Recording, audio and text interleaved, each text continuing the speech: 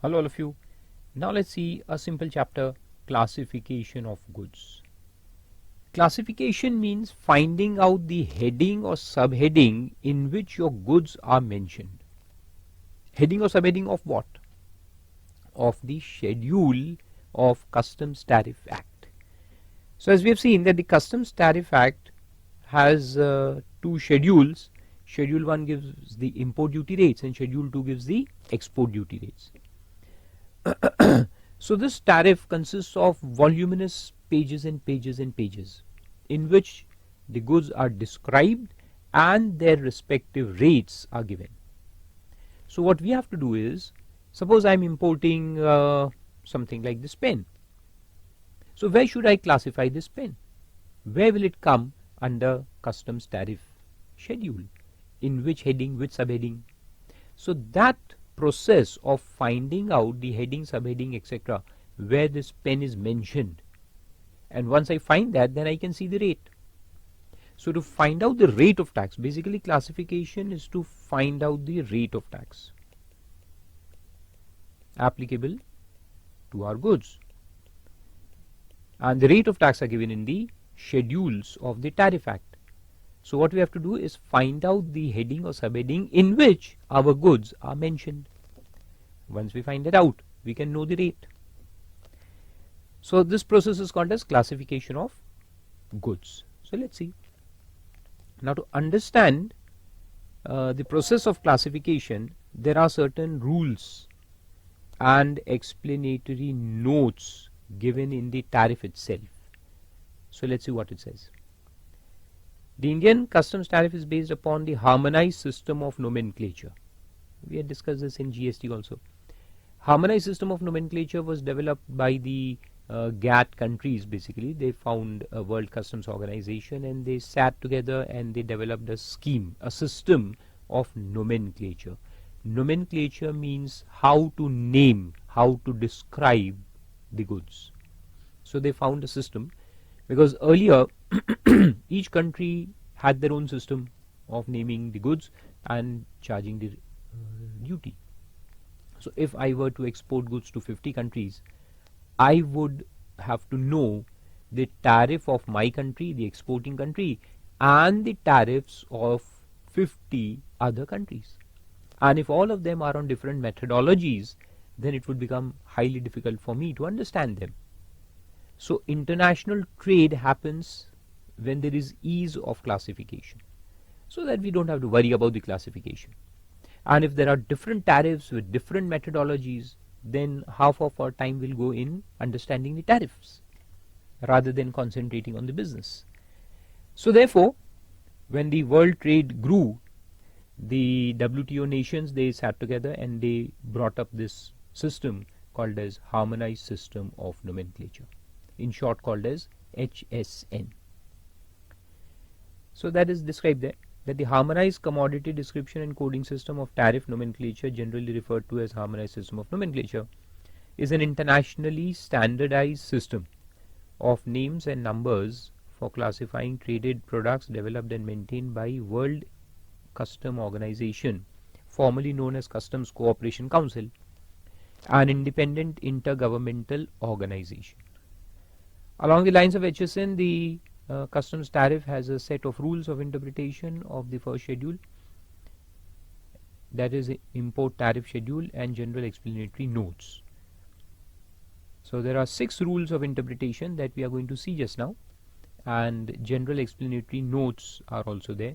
There are 3 notes. These rules of interpretation and general explanatory notes are integral part of the schedule.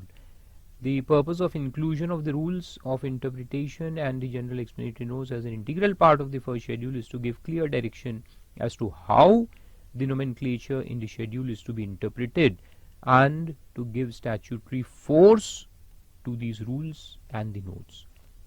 So they are made part of the schedule so that they have statutory force. Now you will understand what are these interpretation rules, so don't worry about that. We are going to see it. But before that, we'll see how the schedule is made up, how the description is given. Now this description system that we have followed in customs is the same as HSN. similar to HSM, you can say, not exactly same. So you cannot say that if some goods are described by particular words in customs tariff, then they would have the same wordings in the HSN.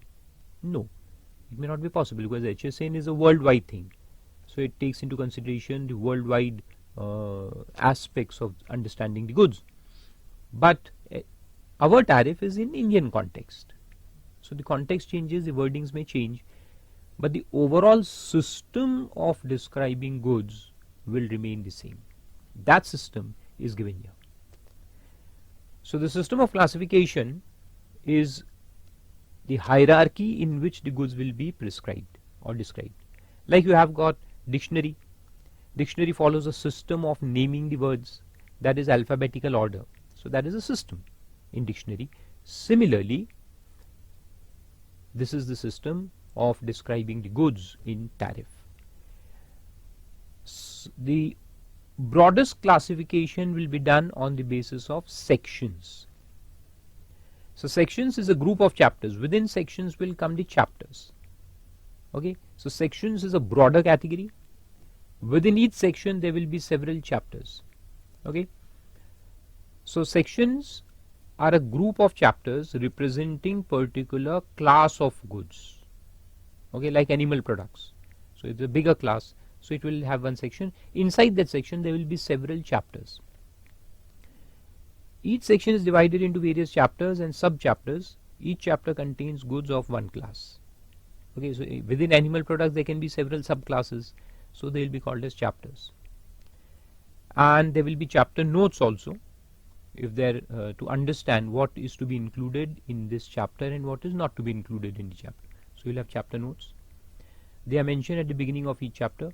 These notes are part of the statute and hence have legal authority in determining classification of goods. So if any dispute arises tomorrow, you just go to the chapter notes and understand what is the scope of the chapter. So the scope, basically what all things will be included in this chapter, that is what we call a scope. The scope is defined in the chapter notes. Then there will be headings. Now comes the actual description of goods. So actual description of goods is given in headings and subheadings. So there will be headings, and within headings there will be several subheadings. So each chapter and subchapter is further divided into various headings. Headings and subheadings will actually give the description of goods. Okay.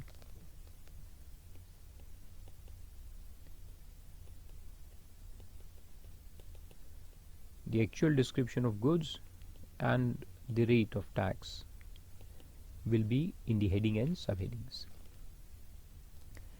And then there are general explanatory notes. 3 general explanatory notes are also there.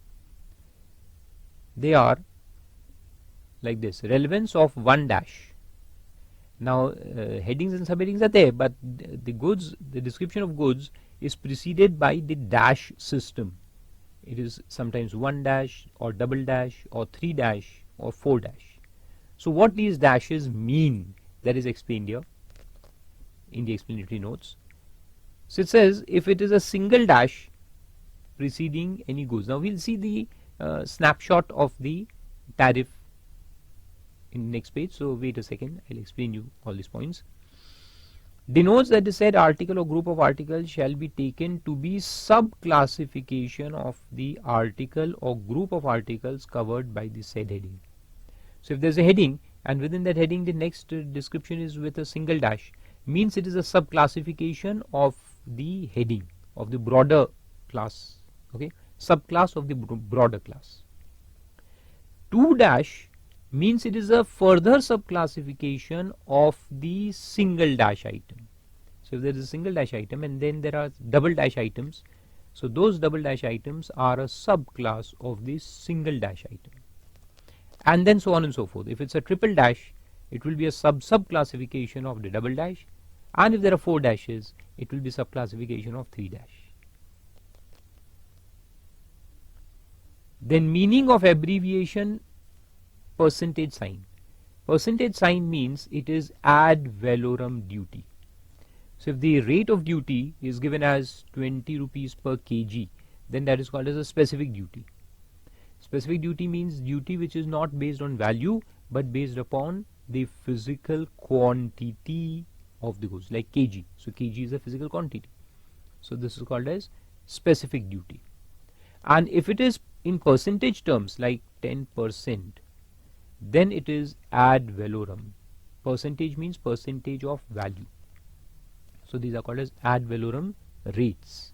So there will be two types of rates. Ad valorem means based upon value, and specific. So it says the abbreviation percentage in any column of the schedule in relation to the rate of duty means the duty shall be computed at the percentage specified on the value of the goods as defined under section 14 of the Customs Act. And third is standard rate of duty applicable if no preferential rate prescribed. So if there is no preferential rate, then standard rate would apply. This we had seen in the last lecture, that there are two types of rates: standard rates, which are applicable to the goods imported into India, and preferential rate is applied only if the government has notified those goods under preferential rate.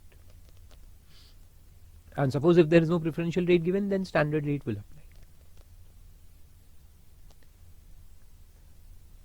And see, below a snapshot is given of the tariff. Like there is a tariff item 0801. Now here also you have to understand the first two digits are representing the chapter. The first two digits represent chapter and the next two digits represent the heading. So this is called as first heading of 8th chapter. Okay, chapter 8, heading 1. Coconuts, Brazil nuts and cashew nuts, fresh or dried, whether or not shelled or peeled.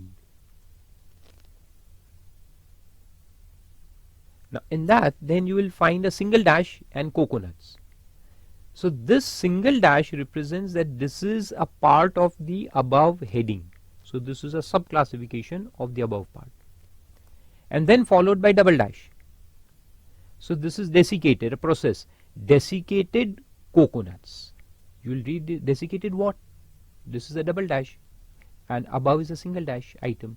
So this is a sub-classification of this item. So desiccated what? Coconuts. Understood?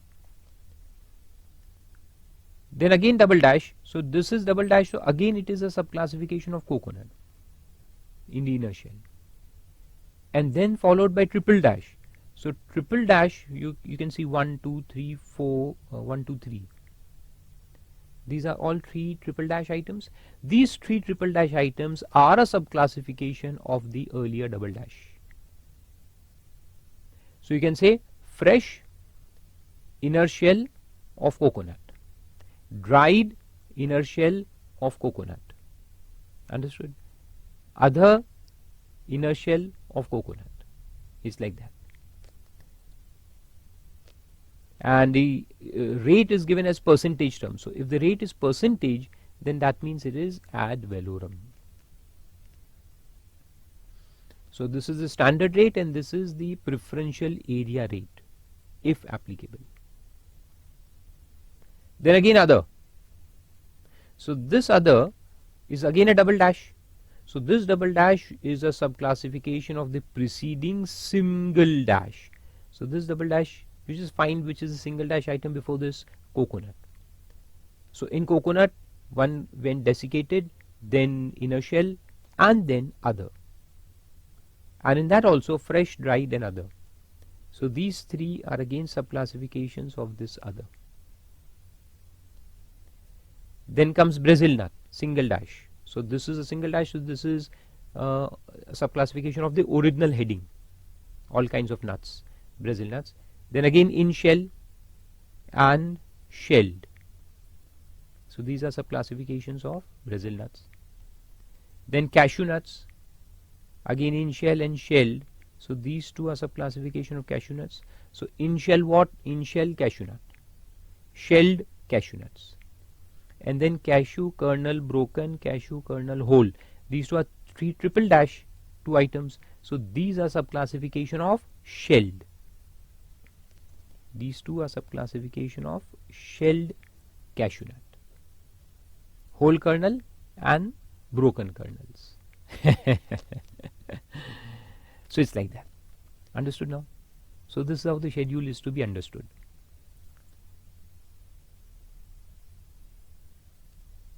Okay. And then the columns are also given. The first column is the tariff item. So this is also called as a tariff code. This is called as a code. 8 chapter, first heading, 32 subheading, and 90 tariff item number. So there are 8 digits for classification. First to chapter, heading, next to subheading, and tariff entry number. So it can go up to 8 digits. Maximum classification is 8 digits. It can be 8, it can be 6, it can be 4. 8, 6, 4. So this is 8 this thing. Then if you find this is a 1, 2, 3, 4, 5, 6 chapter, heading, subheading. So your goods can be mentioned under chapter, heading, subheading, or it can be chapter, heading, subheading, tariff item.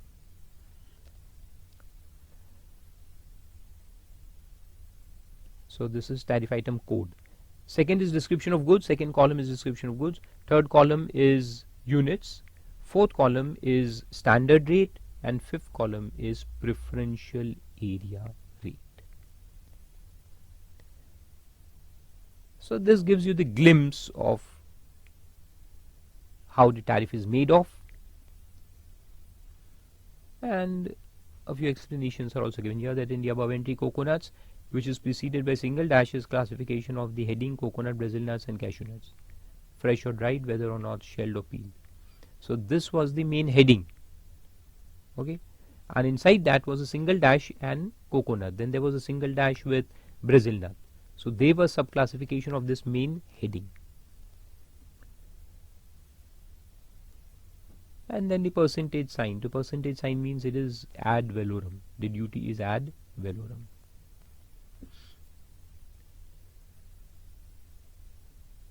So that is the thing.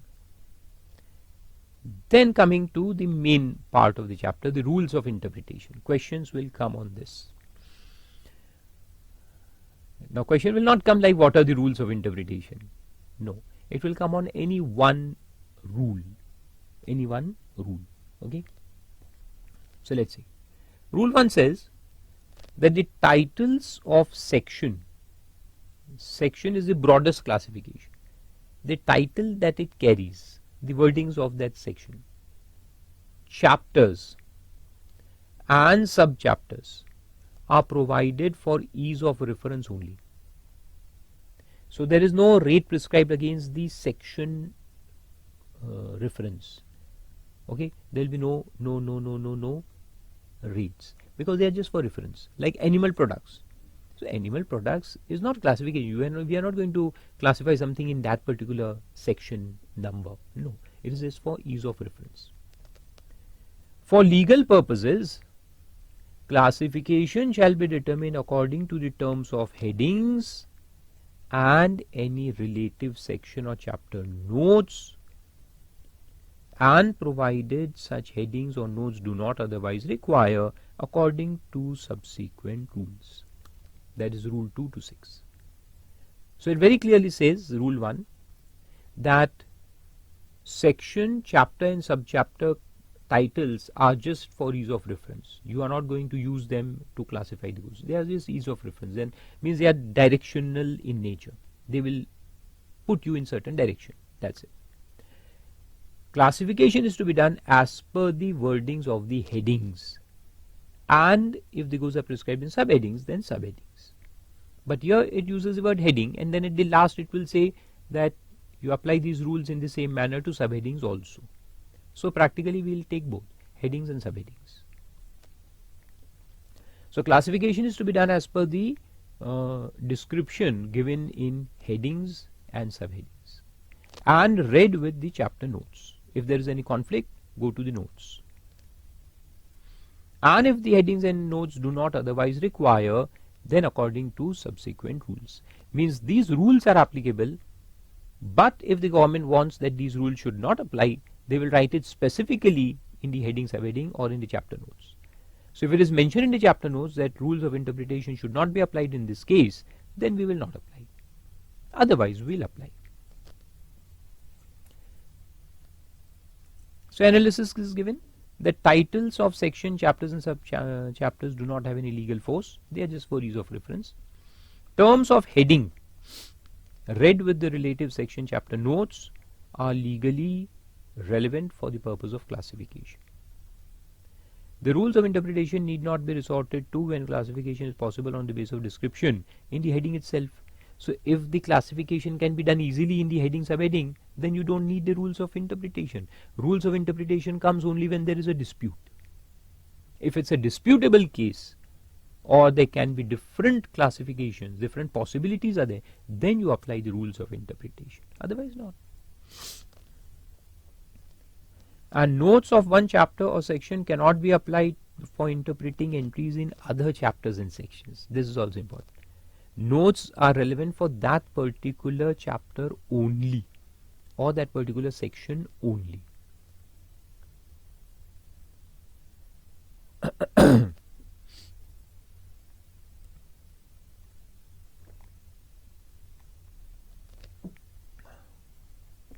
Like a question may come, theory question.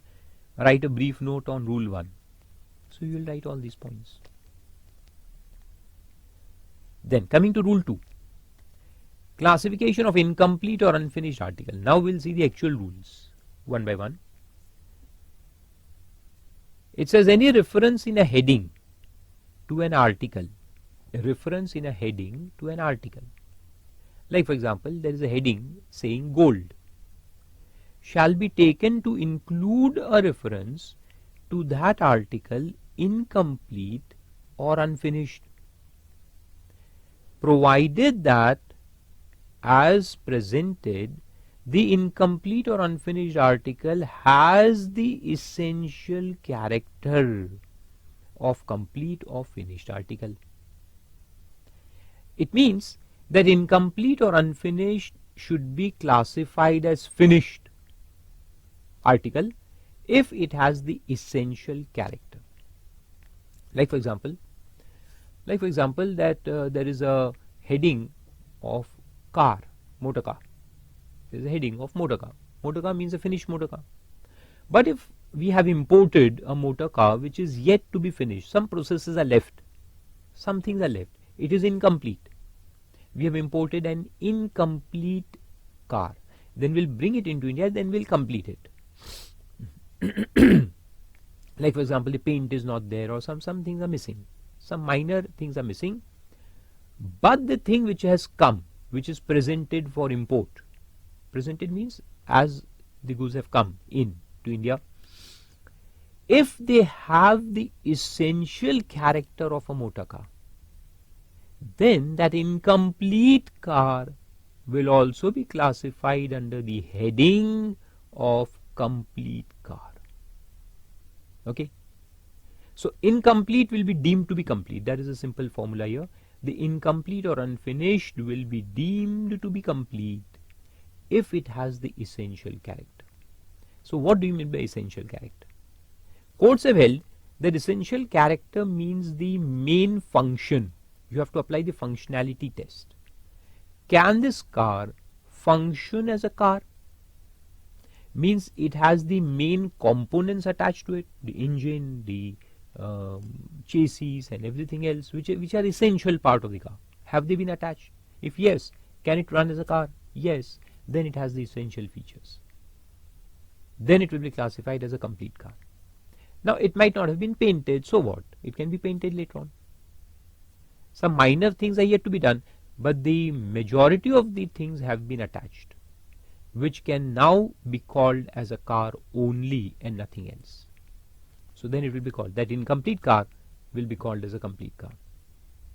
But suppose if I am importing only the engine of a car, I am importing only the engine, can that engine alone be called as a car?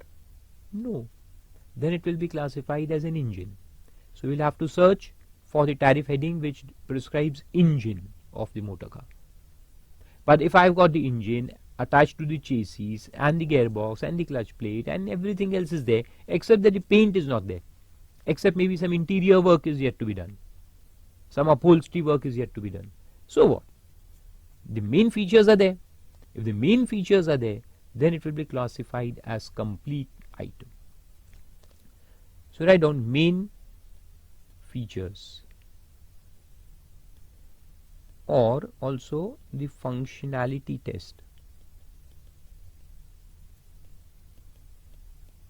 Code so well that you apply the functionality test.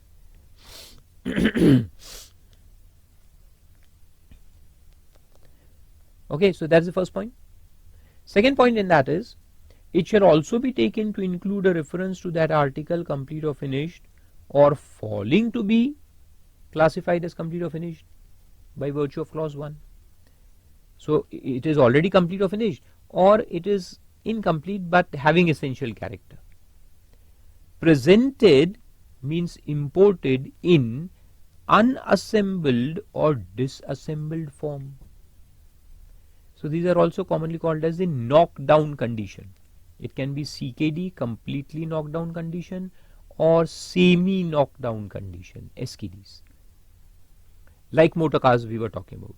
So in motor car industry there are companies which import their motor cars into India in a complete form, fully assembled outside India and imported as it is, Rolls-Royce.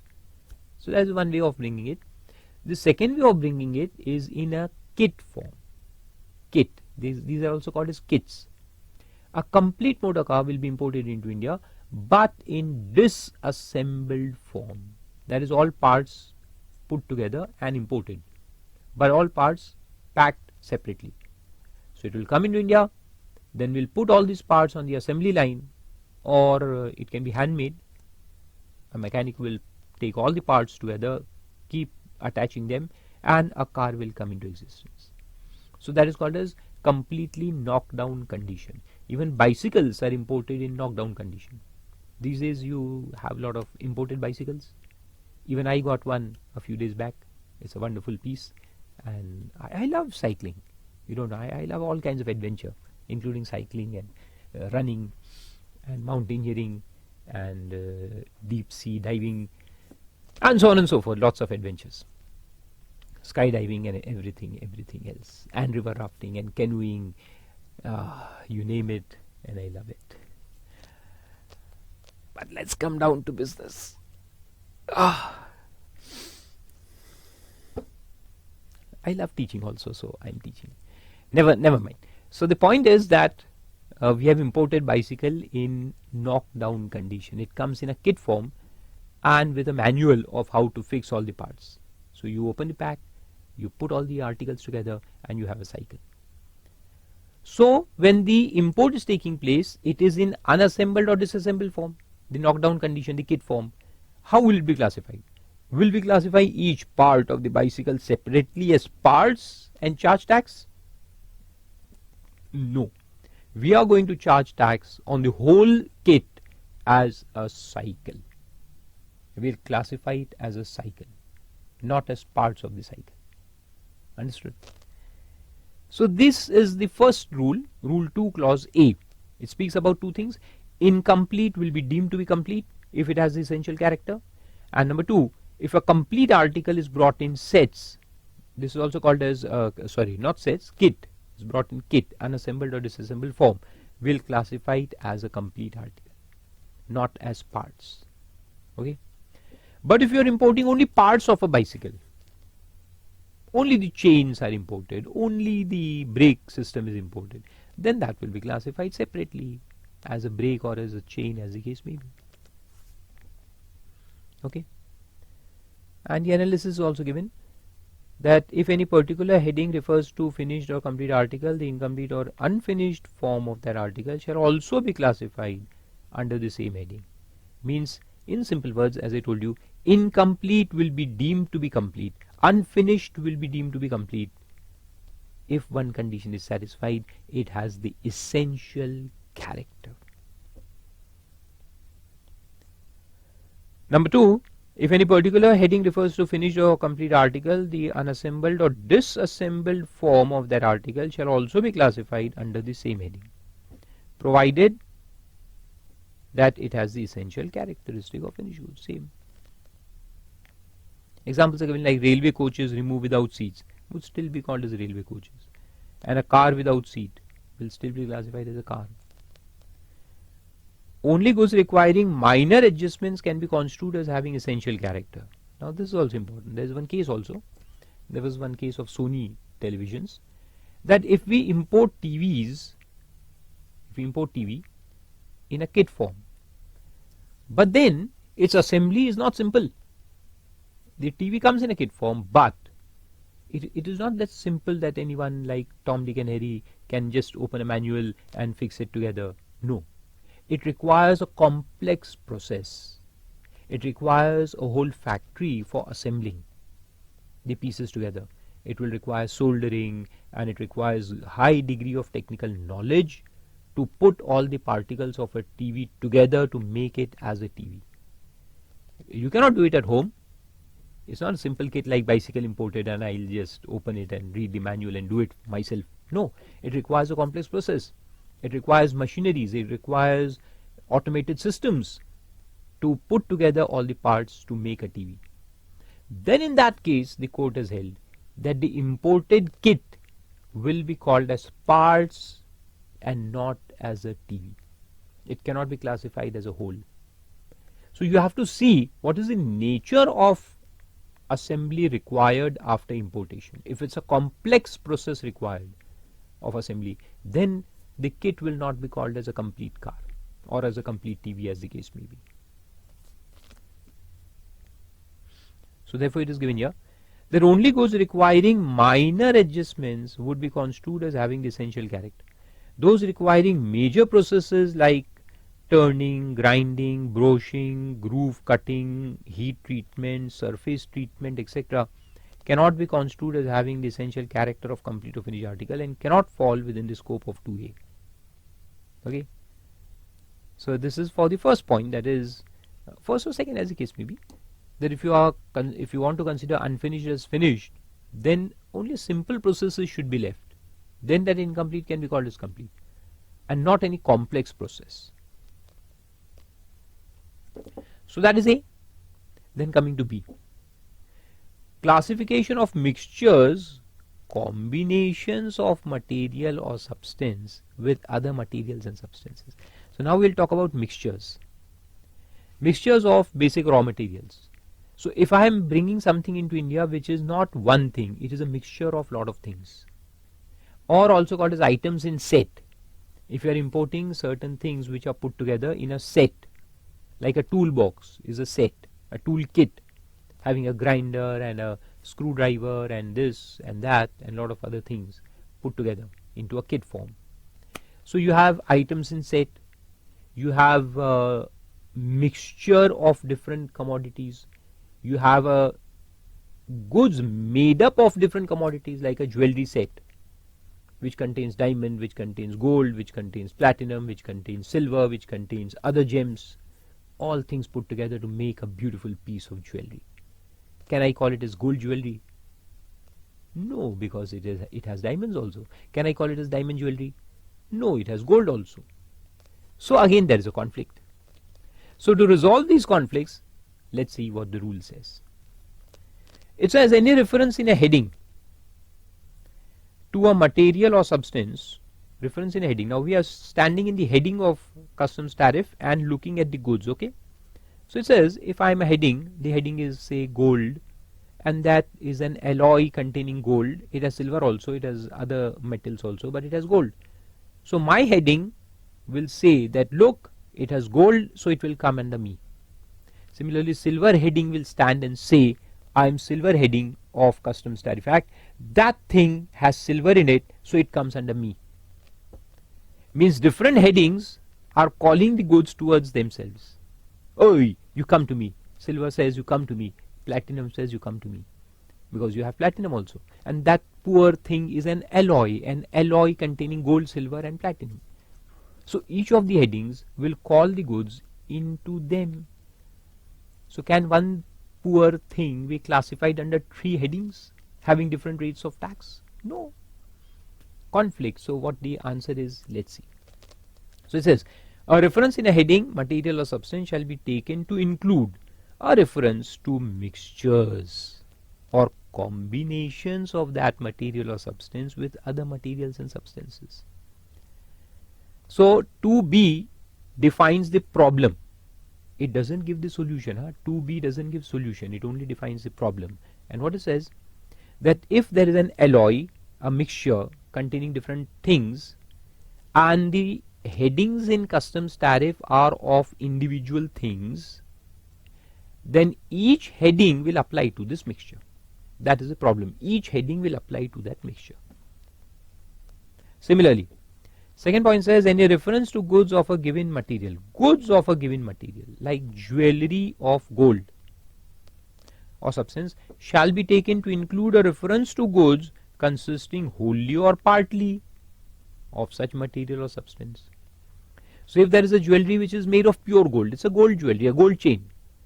So the heading which says jewelry made of gold will apply here. Simple. And the classification is done, finished. But I have a jewelry which has gold, silver, platinum, diamonds, ruby, emeralds, garnets, sapphire, and other stones. It's a big piece of jewelry. So then there's one heading in customs tariff which says jewelry of gold. So this heading will apply there because it has gold. Then there is diamond jewelry. It will also apply there because it has diamond. Then silver jewelry heading will say, you have silver, come to me. So 10-15 different headings will apply to this goods, that is jewelry, because it is made of different substances. And then it says, the classification of goods consisting of more than one material or substance shall be according to principles of Rule 3. So it only defines, as I said, 2b only defines the problem. It defines the problem and then says, go to Rule 3. Classification will be done in accordance with Rule 3. So it pushes you to Rule 3. And then the analysis is given. Same thing. So come down to Rule 3. Classification in case of goods are classifiable under 2 or more headings. It says, the application of this rule arises when the goods consists of more than one material or substance. So it says, when by application of Rule 2b, so 3 is saying, okay, you have come from 2b, come. 2b has sent you, come in. So it says, where by application of Rule 2b, or for any other reason. So 3 is not just for 2b. 2b sends people to 3, that's fine, you come. And 3 is also applicable in other cases, any other case where one thing is classifiable under 2 or more headings for any reason. Like it can be a general reason, like this pen is made of plastic, absolutely made of plastic. And there is a heading in customs tariff saying pen. And there is another heading in customs tariff saying articles made of plastic. Any article made of plastic. Now this pen is a pen and it is also an article made of plastic. So this thing can go under 2 headings. It can go under the heading referring to pen or writing instruments. There is a heading called as a there is actually nothing like pen. The descriptions in the tariff are always on the basis of functionality. So they will not mention pen, they will mention writing instruments. So this is a writing instrument, so it can go under that heading. And this is article of plastic, so it can go under that heading also. So there are 2 headings which refer to this pen. So where should I classify? So let's see. So it is not just that it should contain 2 or 3 materials. Even otherwise, something can be classifiable under 2 or more headings, even if it is made of one material or substance. So therefore they have mentioned or any other reason. So 2b means mixtures. On any other reason means it is one article, but still it is classifiable under different headings. So it says, goods are prima facie classifiable under 2 or more headings. Classification shall be effected as follows. A. Specific over general. This is also called as a common rule of interpretation, generalia specialibus non derogant.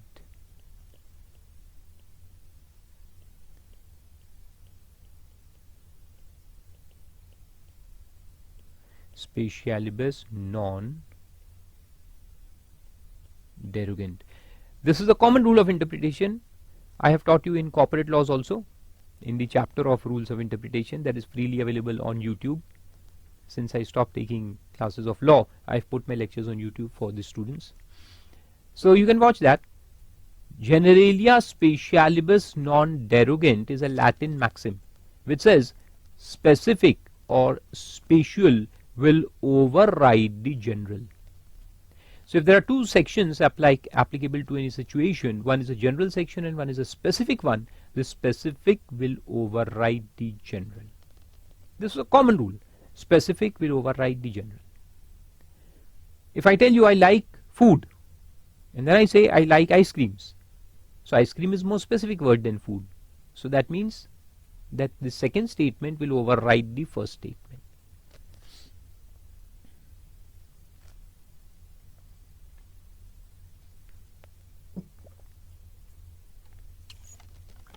Understood? Generalia specialibus non derogant. So that principle is applicable under 3A. What it says? The heading which provides most specific description shall be preferred to heading providing a more general description. Means specific will override general. Okay? Like I said this pen. So there was this is a pen and there were two headings conflicting each other. One was saying writing instruments and one was saying articles made of plastic. Now just think and tell me which is more specifically describing this item. Writing instrument is more specific, right? Articles made of plastic, so there can be thousands of articles of plastic. It's a more general description.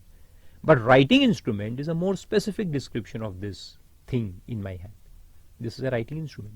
So therefore, writing instruments heading will be preferred and not articles made of plastic. Understood? So, and then however, second point says however, proviso is there, when two or more headings each refer to part only of the material or substances, that is the thing that we have seen in 2B. So this is referring to 2B. That if you have come here because of 2B, that is you are referring to part only of the material or substances contained in the mixed or composite goods, or part only of the items in set. Part only of the items in a set. There is a set we are importing from foreign country. What is that set? A makeup box. Haha, we are importing a makeup box from L'Oreal Paris. And that makeup box contains lot of things. Now I don't know many things which are there in makeup box, but still whatever I know I'll tell you. It has talcum powder, it has that base, and it has eyeliners and eyelashes and lipsticks and highlighters and mascara and what else is there? Facial creams and foundation and powder and whatever. These are many things that I remember. Okay, so it contains so many things and it has come in a set. So there are different things put together, and in tariff there is no mention like makeup box, but there is mention for each of these items. There is a separate heading for lipsticks, there is a separate heading for nail polish, and there is a separate heading for eyeliners and eyelashes and this and that. So there are 25 headings in all applicable to this item in set, this set. It has 25 items and each item is mentioned separately in the tariff. So now the question arises, where should we classify? So it says those headings are to be regarded as equally specific. Each heading will be considered as equally specific in relation to those goods, even if one of them gives a more complete or precise description of the goods. Even if, it says, even if one gives a more precise description. Now description means how you mention, how you state, okay? So what this means is, this proviso means that if we have got a mixture, if we have got goods, composite goods or items in set, then 3A should not apply. In simple words, it says 3A should not apply. Don't go by description. Even if one of the item is giving a complete description, still ignore it. We will consider all the headings on equal footing. Like there is a gold jewelry. So 90% of it is gold, but 10% is here and there some silver is used. So only 10% is silver. And even the value is given by gold. The description, you will call it as gold jewelry only, even though some silver is there. So description wise it is gold. So will you classify it as gold? No. We will not follow the description rule. 3A fails. So 3A is applicable only in a case where something is made of only one article. It is not a mixture. It is a plastic pen. It is a pure plastic pen. But it is classifiable under two headings on description basis. One is article of plastic, one is a writing instrument. So we'll prefer the more specific description. But whenever there are number of items, number of materials, number of substances, then this rule will not apply. So then what you do? Okay, let's take a few examples here also and then we'll go ahead. But in this case, these are the 2B cases, and basically you write here go to 3B. You have to go to 3B for solution. 3A not apply. But let's see some examples here. There was a case of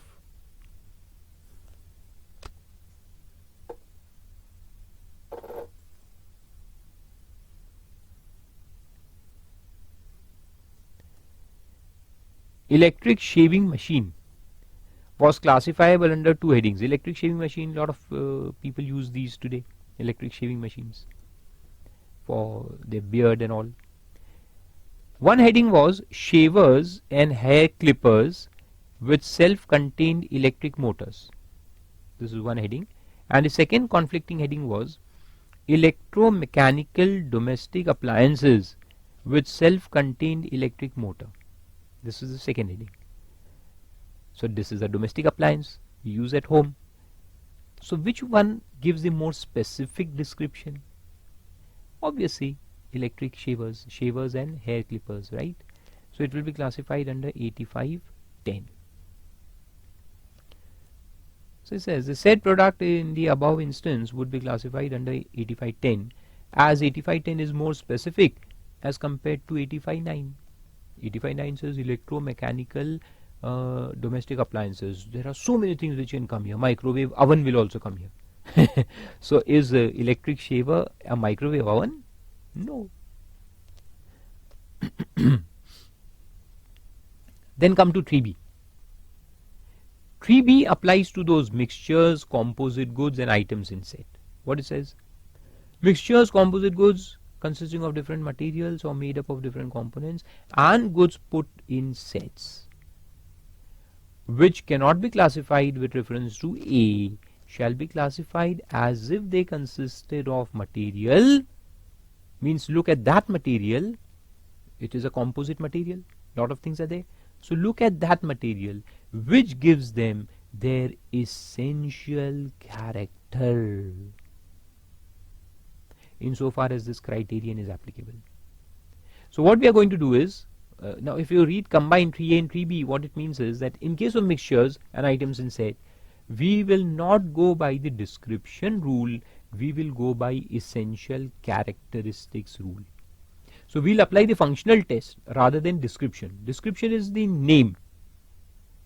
Essential character is the function, the purpose for which the goods is made. You see the purpose, and which is the material which fulfills that purpose, which gives the essential character. Look at that. That material is to be applied. Means that classification will be done. So if I made a gold jewelry, 80% is gold, 20% is silver. So silver is mixed just to give strength to the gold. But it is identified and the main characteristic of the jewelry is given by gold. So it will be classified as gold. Not silver jewelry but gold jewelry. Another case. If there is oxygen cylinder you get in the market. But it doesn't contain 100% oxygen. No, there is more quantity of oxygen, but there will be other gases also in there. Nitrogen and carbon and hydrogen and all will be there. But the essential characteristic is given by oxygen. So therefore it will be called as oxygen cylinder, classified as oxygen. Then there can be another example like diamond jewelry. So the ring is of gold, but then there is a big solitaire which you will give to your loved ones, right? Loved ones? No, loved one. Okay. So should it be classified as gold jewelry or diamond jewelry? Of course diamond. The essential character is of diamond. Gold ring is just to hold that diamond. What is important is the diamond, right? So it will be called as diamond jewelry. So that's how you have to classify here. You have to see the essential character, the main feature, you can say.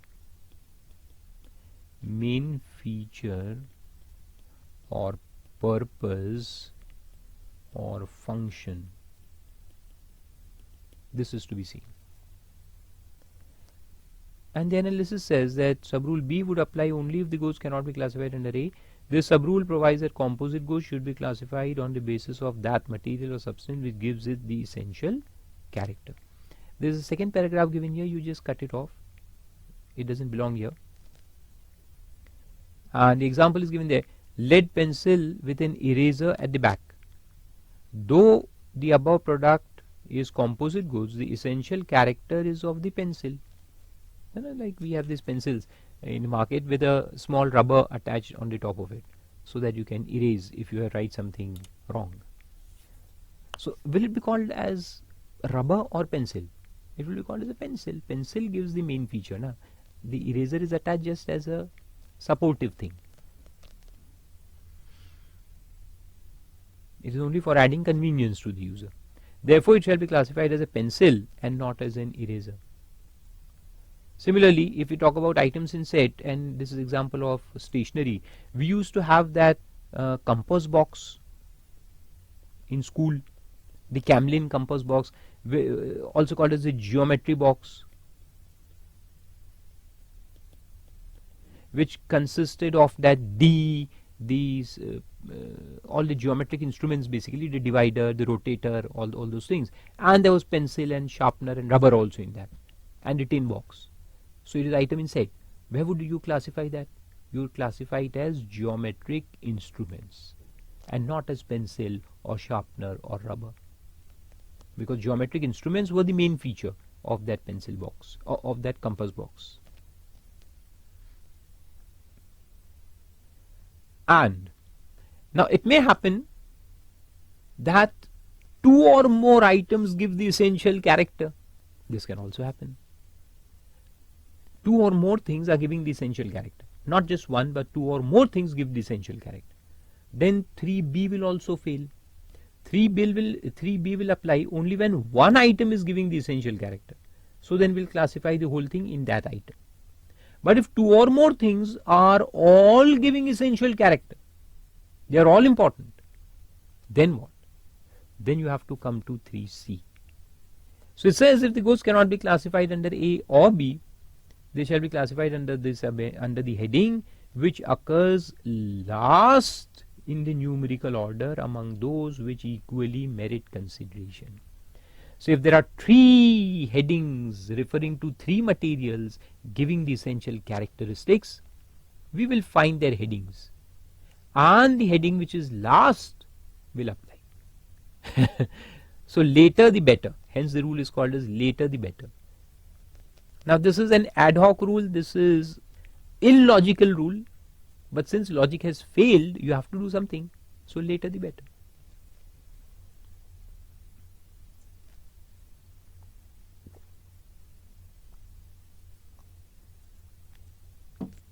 Like there is one rule of etiquette. Ladies first. You must have come across this. Ladies first. Now can you explain me why this rule is there, ladies first? If there is a queue or if there is some any kind of traffic jam or something, you apply this rule, ladies first. Why? Because there is no logic there. You can't explain to them. There is no logic. When there is woman, there is no logic. So you apply the ad hoc rule, ladies first. Let them go. Because we can't explain to them. So let them go. Let them have the tickets first. I'll stand at the back. Ladies first. So it is not a rule of etiquette. It is a rule of let go. It is a rule of peace. Of mind. Actually, this was joke. So all the ladies who are here in the room, please forgive me. But to understand, okay. So that is the point. And there are few case laws here also. Mahindra and Mahindra case is there. Though it is a tribunal case, but it was also approved by Supreme Court. That when the goods cleared by assessee were equally classifiable under the following two headings. Both were equally important. Motor cars and other vehicles principally designed for transport of persons, and motor vehicles meant for transport of goods. So there is a hybrid vehicle that we have made. It can contain passengers as well as goods. It is meant for both. Then what to do? So it was held that the heading 87.4. See, this is 87.3 and this is 87.4. So this is the later the better. Occurs last, and as both the headings equally merit classification, goods shall be classified under 87.4.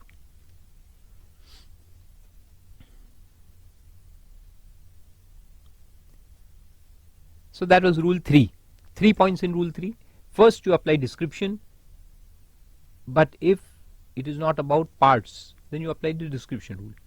If it is about parts and composite goods and items in set, you apply 3b, okay, and you see the essential character. And if 2 or more items give essential character, then you come to 3c, later the better. The later the heading, classified under that. Then fourth is akin rule. Akin means most alike. Akin means alike. Like I have made something new which is not mentioned in customs tariff right now by its own description. But related items are mentioned. Like items are mentioned in customs tariff. So I will have to classify my goods under that heading which is most alike to my goods. Most alike. So it says goods which cannot be classified in accordance with the above rules shall be classified under the heading appropriate to the goods to which they are most akin, means most alike. This rule is popularly referred to as akin rule. Akin means alike. Specifies that if the goods cannot be classified in accordance with the earlier rules, they shall be classified under the heading which the most akin goods are classified. Like a simple example, because to understand you need an example. If I have made some chips, new kind of chips, eating chips, yeah, not the computer chips, and like which type of chips?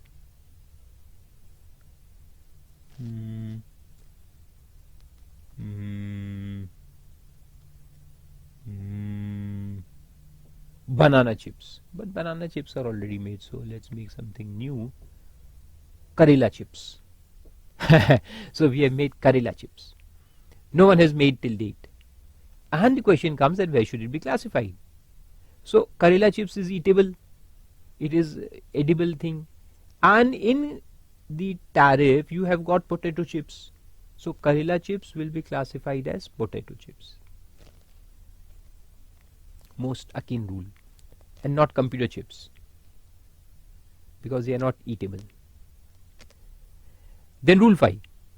Rule 5 says, in addition to the foregoing provisions, the following rule shall apply in respect of goods referred to therein. Classification of cases and containers used in packaging of goods. This is about packaging material. Rule 5 is all about packaging. So it says that if you make packaging material specifically to contain some kind of goods, like camera case, it is specifically made for a particular kind of camera. Musical instrument cases, to fit that particular musical instrument, like a guitar or a sitar or whatever. Then gun cases, specifically for storing a gun. Drawing instrument case, necklace case, and similar containers shall be classified with the specific article or assets or articles when of a kind normally sold with. So if they are normally sold with a particular item or article, obviously a gun case will be sold along with the gun. it will be classified as gun itself. Okay, means we'll take total value of gun and the container and charge it at the rate applicable to gun. So they will be classified along with the main article for which they are made. Conditions are that these cases or containers are specifically shaped or fitted to contain a specific article or set of articles, and these cases or containers are suitable for long-term use. They are not just for throwing away after receiving by the, like you have got the mobile boxes, and with the mobile company sends us the mobile, and then what we do, we throw away the box. So this is not about that kind of box. This is about the containers which are used for long term, for storing that goods, and presented with the article for which they are intended. This rule does not, however, apply to containers which give the whole its essential character. Means if the container itself is having its essential character, then this rule will not apply. Like for example, bottles imported into India. Bottles for water bottles imported, but they are not along with the water. They are bottles. Sports water bottle, or the shakers. These days a lot of shakers are there, used by the gym people to drink their protein shakes. Yeah, I know that. So the shakers come, and the water bottle, good water bottles, plastic ones or the steel ones, they cannot be classified as water. But yeah, if you import water from outside India, yeah, like we get Bisleri here, we get imported water also, like Evian. Evian water comes from French Alps. Now I had an experience with that. Not when I was in France. Of course, when I was there I drank that water. But in India, some time back, in Pune I was taking one class, and there was a little bit of gap, so I went to a supermarket and I was thirsty, so I just took a water bottle there, and when I there was a new name, Evian, Evian. I said, okay, this is a new water bottle, let's try this. Otherwise we keep drinking Bisleri and other stuff, so I said that okay, look, let's take this. So I took it, I paid for it. There are a lot of items, so I didn't know that what was coming in the bill or how much it was charged. I just took it home, and it was a good bottle, so I thought, yeah, it's a good bottle. I drank half of it, and then I just, out of curiosity, thought that let's check the rate. What is the rate of this bottle? So I took that bill, and I was shocked, because it costed me something like 150 bucks. My goodness, 150 rupees! So that half bottle that had gone in, I stored it for a long time. 150, I thought I would have taken a juice bottle for that. Orange juice, 1 liter, like Tropicana. Even that is cheaper, 110 rupees. No problem, I thought that okay, it's fine. But just to tell you that Evian bottle comes, the water bottle is imported into India. How will that bottle be classified? Along with water. Because that bottle is to store water. What we are importing, essential characteristic is of the water, not the bottle. But when you import bottles by itself to store water on a continuous basis for a long term, then that will be classified as a bottle. Okay, like if we import these types of bottles, then the bottle itself is of value, which is used for long period of time. So then it will be classified as a bottle. So that is the point. And B point again talks about the same thing, packaging material. So one thing was cases, and then packaging material and packing containers. Same rule, should be classified along with the goods for which they are normally used. Like a gas cylinder is used for gas, so it will be classified along with gas. However, this provision also does not apply where the packing material gives the essential character. If it is of importance and repetitive use, then it will classify it separately by its own name.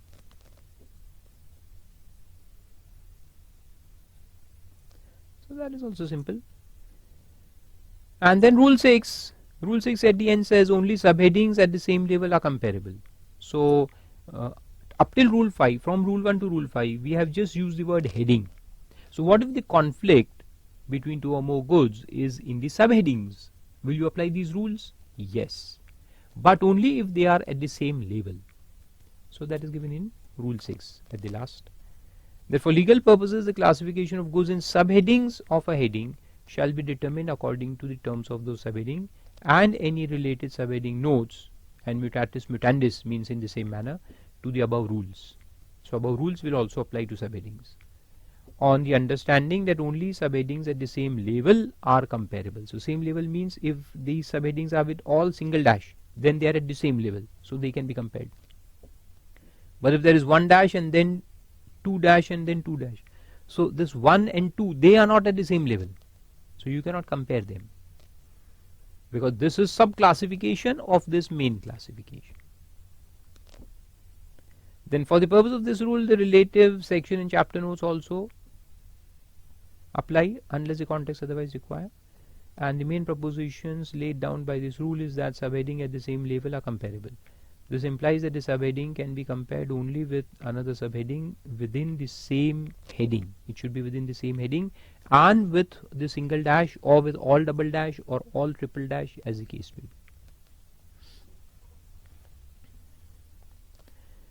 And there are a few judgments are given, few case laws on classification, past decisions. So let's go through them once. There is a case Saurashtra Chemicals. This case brings out the importance of section notes and chapter notes in the classification of goods. The tribunal observed, it is a tribunal decision but later on approved by the Supreme Court, that section notes and chapter notes in customs tariff are a part of the statute and thus are relevant in matter of classification. You have to refer to these notes. Whatever explanations are given in the notes have to be taken into consideration. You cannot ignore them. These notes sometimes restrict and sometimes expand the scope of headings. The scheme of the customs tariff is to determine the coverage of headings and in the light of the section notes and chapter notes. These notes in this sense have an overriding effect on the headings. So notes are there to explain, to restrict, to enhance the scope of headings, and they will apply. Another case, Maestro Motors. In this case, the court observes, Supreme Court ruling, that if a tariff heading is specially mentioned in exemption notification, the general interpretation rule would be applicable to such exemption notification. But if an item is specifically mentioned without any tariff heading, then exemption would be available even though for the purpose of classification it may be otherwise. What it says is that are these rules of interpretation applicable to understand exemption notification also, or they are just for classification purpose, means finding the rate. So that is given there. That in this case the court observed that if a tariff heading is specifically mentioned in exemption notification, if tariff heading, the code is mentioned in exemption notification, the general interpretative rules would be applicable to exemption notification also. Means to understand the scope of exemption notification, should my goods be entitled for exemption? Means are my goods falling in that tariff heading which is given in the exemption notification? So for that purpose I can apply the rules of interpretation. But if an item is specifically mentioned without any tariff heading, if tariff heading is not given, then these rules would not apply to exemption. These interpretation rules would not apply to exemption notification. So it says then exemption would be available even though for the purpose of classification it may be otherwise. Means for classification purpose the rules of interpretation will apply, but not for exemption notification. Okay.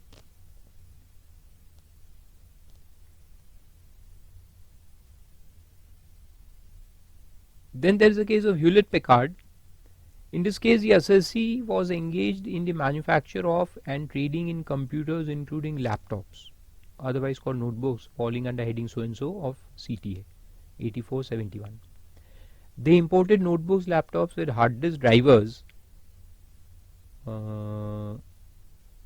preloaded with operating software like Windows XP, XP Home, etc. These computers were also accompanied by separate compact disc, that is CD, containing the same software which was intended to be used in the event of hard disk failure. Normally the CDs come along with the laptops. The SSC classified the software separately and claimed exemption. The court held that without operating system like Windows, laptops cannot work. Therefore, the laptop along with software has to be classified as laptop and valuation to be done as one unit. Means you cannot ignore the software cost because software is preloaded. So if the software is preloaded in the computer, then it will be called as one, and even the software expense will be charged to import duty.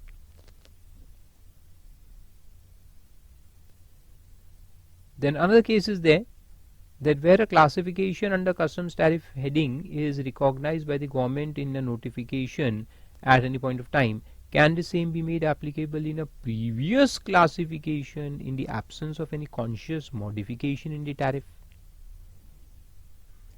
Facts were, the department contended that electronic automatic regulators were classifiable under chapter subheading 85, 43, 89. Whereas the SSC was of the view that the aforesaid goods were classifiable under subheading 90, 32, 89. An exemption notification dated 1st March 2002 exempted the disputed goods by classifying them under chapter 90, 32, 89. So there was a later notification where the government itself also mentioned the same heading 90, 32, 89. The period of dispute was, however, prior to 1st March 2002. So this exemption notification came on 1st March 2002 where the government mentioned it at this heading. But my case, the original case, was of preceding period where the department said 8543, I said 9032. Now later on government issues notification in my favor. So what will happen to the old case? Will this notification apply to the old case? That is the main point. Supreme Court's decision is, the apex court held that the central government had issued an exemption notification dated 1st March 2002 and in the said notification it had classified the electronic automatic regulators under chapter 90, 32, 89. Since the revenue itself had classified the goods in dispute under this chapter, the said classification needs to be accepted for prior period case also. If department itself is accepting, it will apply to them for prior case also. Means, if a notification is issued later on with a right classification, it will apply with retrospective effect also.